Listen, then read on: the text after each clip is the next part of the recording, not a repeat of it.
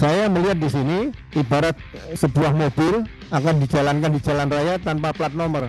Berkas-berkas sama berkas perkara yang diajukan ini sebetulnya laporan polisi itu sudah tidak ada. Nah, kenapa bisa diterima oleh jaksa?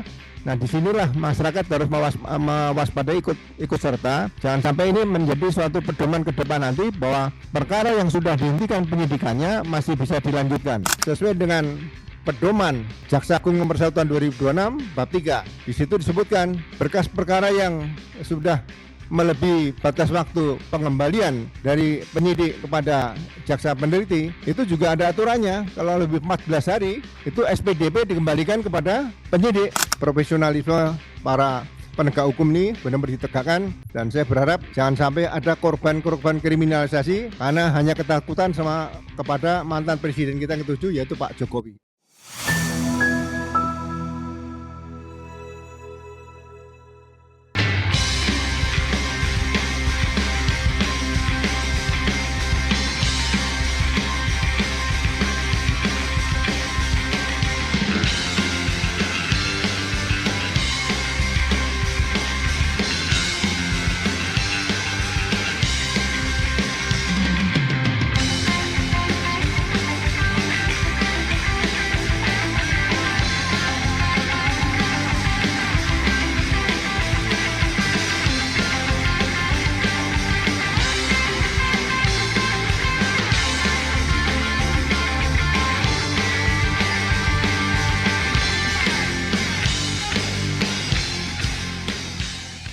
Jadi setelah mengikuti perkembangan penyidikan berdasarkan laporan polisi yang dilaporkan oleh Pak Jokowi pada bulan Maret ya 2025, bulan April 2025 ya, 30 April ya, 30 April 2025. Nah, perjalanannya ini bisa kita lihat dari waktu ke waktu. Ya, kalau persyaratan kaitan dengan persyarat formil dan material itu nanti kita lihat bagaimana jaksa meneliti berkas perkara yang dilempangkan oleh penyidik kepada jaksa peneliti di Kejaksaan Tinggi DKI Jakarta. Nah, yang pertama adalah pasal-pasal yang diterapkan. Karena yang diterapkan pasal 310, 311 plus beberapa undang-undang ITE, itu saya tegaskan lagi bahwa sesuai dengan Kitab Undang-Undang Hukum Pidana yang lama ya, pasal 63 itu, kalau ada perkara berkaitan dengan tindak pidana khusus, seharusnya yang diprioritaskan adalah tindak pidana khusus. Itu dari awal seperti itu. Nah, kemudian penyidikan laporan polisi yang dilakukan Pak Jokowi ini sudah menentukan 8 tersangka waktu itu. Kemudian dilakukan restoratif justice. Nah, dan restoratif justice ini muaranya ada surat perintah penghentian penyidikan. Nah, kalau sudah dilakukan surat perintah penghentian penyidikan, berarti perkara ini sudah tidak bisa dilanjutkan kembali. Jadi saya melihat di sini ibarat sebuah mobil akan dijalankan di jalan raya tanpa plat nomor. Nah, berkas-berkas sama berkas perkara yang diajukan ini sebetulnya laporan polisi itu sudah tidak ada. Nah, kenapa bisa diterima oleh jaksa? Nah, disinilah masyarakat harus mewaspadai ikut serta. Jangan sampai ini menjadi suatu pedoman ke depan nanti bahwa perkara yang sudah dihentikan penyidikannya masih bisa dilanjutkan. Jadi buat apa dalam hukum acara pidana yang baru dimasukkan pasal-pasal mulai dari pasal 79 tentang restoratif justice. Jadi kalau sudah restoratif justice, ya semua sudah sepakat ya, menggunakan KUHP lama atau KUHP baru, sebetulnya intinya sama, perkara dihentikan penyidikan. Makanya saya pernah katakan, saya belum pernah melihat, membaca, menerima data perkara yang sudah dihentikan penyidikan atau SP3 masih bisa dilanjutkan pelimpahan baik tahap pertama maupun tahap kedua kepada jaksa. Ya, ini aneh sekali. Ya, jadi mudah-mudahan nanti masyarakat akan lebih jeli ya. Seperti waktu perkara ini dilakukan penyidikan, kemudian berkas perkara dilimpahkan tanggal 13 Januari tahun 2026, sudah ada wajib lapor. Nah, wajib lapor yang saya kenal itu dalam kehidupan sehari-hari adalah wajib lapor yang di masyarakat umum. Biasanya ada di tiap gang-gang itu atau jalan-jalan wajib lapor 1 kali 24 jam kepada ketua RT atau RW. Ya. Kemudian wajib lapor tenaga kerja asing itu juga ada. Kemudian wajib lapor masalah narkoba itu juga ada. Nah, wajib lapor yang berkaitan dengan masalah penegakan hukum itu biasanya seorang tersangka dilakukan penahanan, kemudian penangguhan penahanan, baru wajib lapor. Nah, wajib lapor juga dibatasi, tidak bisa sampai lebih dari 3 bulan atau 4 bulan. Kalau tadi dikatakan oleh Pak Refli, misalnya berkas perkara, kalau bahasa Inggrisnya itu apa? Bolak-balik tuh. Ya, kembali dari jaksa peneliti pada penyidik, waktunya sudah ditentukan. Sebetulnya kalau konsekuen pada 14 dan 7 hari, itu seharusnya waktunya lebih tepat 56 hari. Jadi 70 hari tadi dikatakan Pak Refli dikurangi 14 hari, tapi kita beri batas toleransi 70 hari maksimal. Nah, kalau 70 hari berarti itu 2 bulan lebih, kurang lebih 10 hari. Jadi wajib lapor itu harusnya maksimal 2 bulan lebih 10 hari. Jangan sampai wajib lapor lebih dari 2 bulan 10 hari, karena ini juga nanti berkaitan kalau seorang tersangka ditahan, waktunya juga harus dihitung penahanan ini seperti itu. Ya. Nah, kemudian yang berikutnya sesuai dengan pedoman Jaksa Agung nomor 1 tahun 2026 bab 3. Di situ disebutkan mulai dari pasal 52 dan seterusnya, ya kan? Berkas perkara yang sudah melebihi batas waktu pengembalian dari penyidik kepada jaksa peneliti, itu juga ada aturannya. Kalau lebih 14 hari, ya kan, itu SPDP dikembalikan kepada penyidik plus berkas perkara. Ya, mereka kalau sudah dikembalikan harus menerbitkan kembali surat pemberitahuan dimulai penyidikan dan sprindik baru. Berarti berkas perkara tersebut harus dibongkar, ya, dibongkar, dilakukan berita acara pemeriksaan lagi, dilengkapi petunjuk jaksa, dan memang bisa diajukan nanti kembali ke jaksa peneliti, ya, dengan proses normal seperti biasa 14 hari dan 7 hari. Tapi kalau terjadi lagi tidak bisa dipenuhi petunjuk jaksa, akan dilakukan semacam gelar perkara antara kejaksaan dengan penyidik. Jadi menurut saya hal-hal seperti yang tidak dilakukan secara cermat dalam hal penyidikan dan pra penuntutan atau dalam tahap penelitian oleh jaksa, nah, masyarakat mencari keadilan itu harus tahu benar, ya. Jangan sampai nanti menjadi korban wajib lapor dilaksanakan 1 tahun. Wajib lapor dilaksanakan tidak pernah ada penahanan karena diancam akan ditahan, kemudian bikin permohonan tidak ditahan dan sanggup melakukan wajib lapor. Nah, ini hal-hal seperti ini mudah-mudahan ke depan bagi saya peraturan kepolisian itu harus ada sinergi dengan peraturan atau pedoman Jaksa Agung.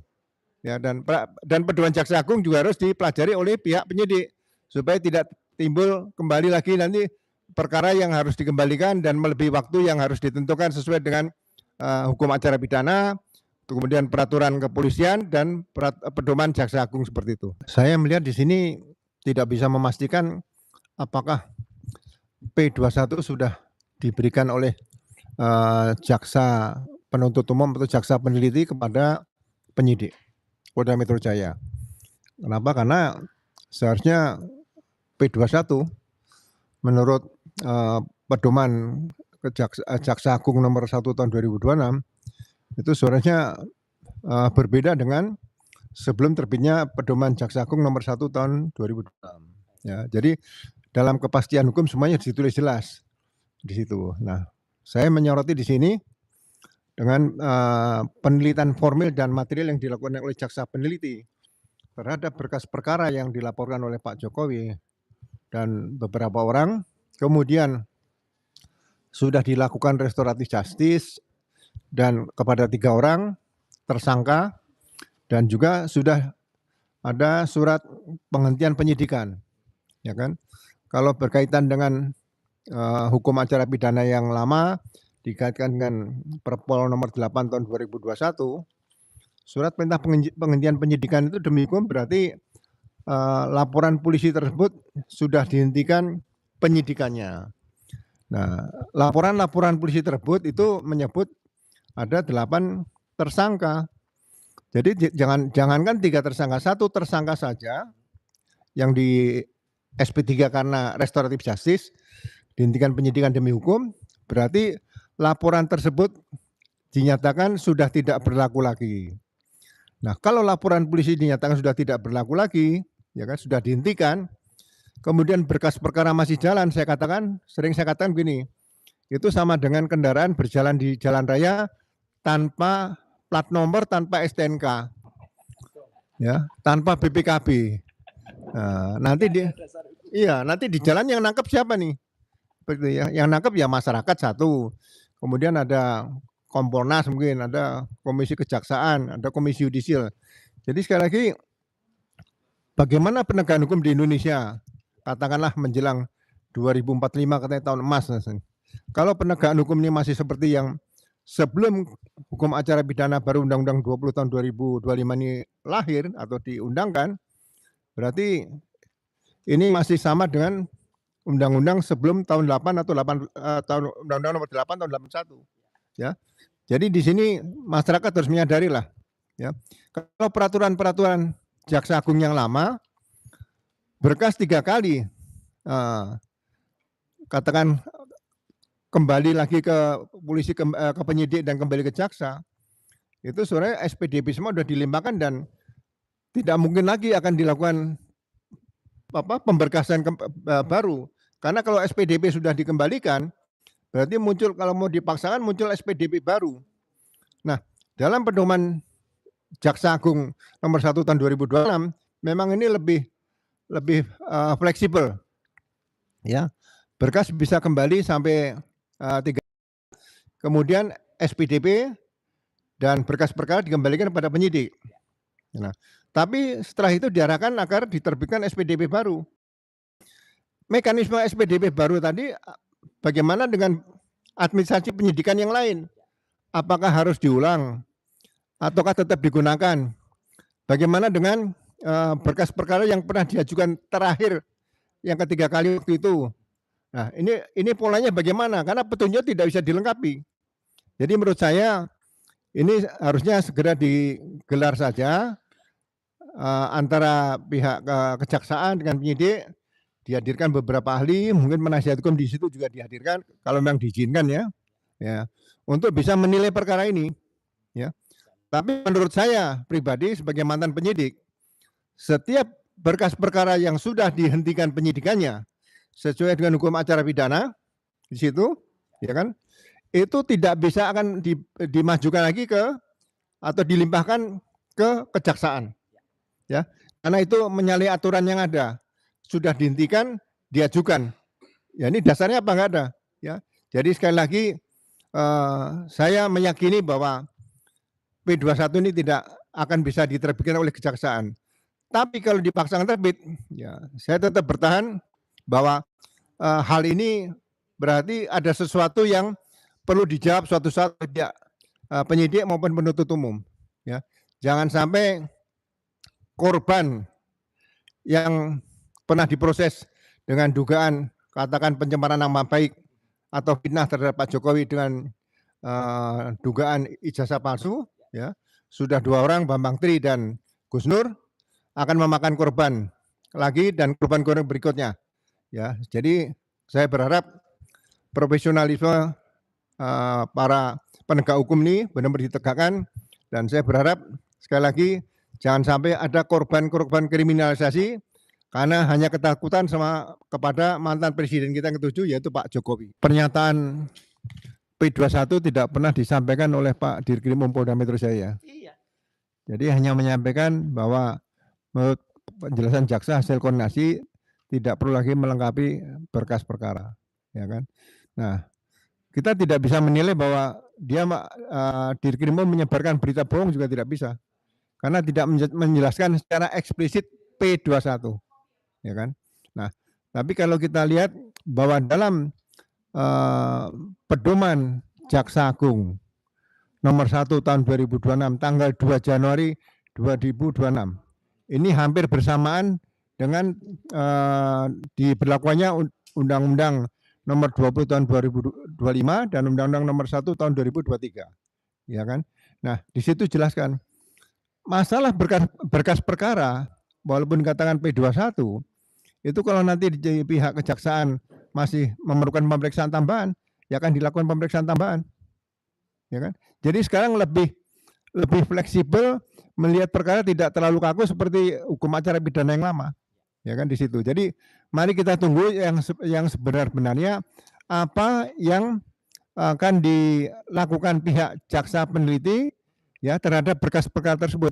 Jadi nggak usah seandainya ini P21 atau tidak seandainya P21 kita nggak usah bicarakan karena itu nanti tidak akan ketemu titik akhirnya seperti itu ya. Jadi kalau dikaitkan dengan penyebaran berita bohong, saya tidak berani pastikan bahwa itu pun belum tentu itu berita bohong seperti apa ya.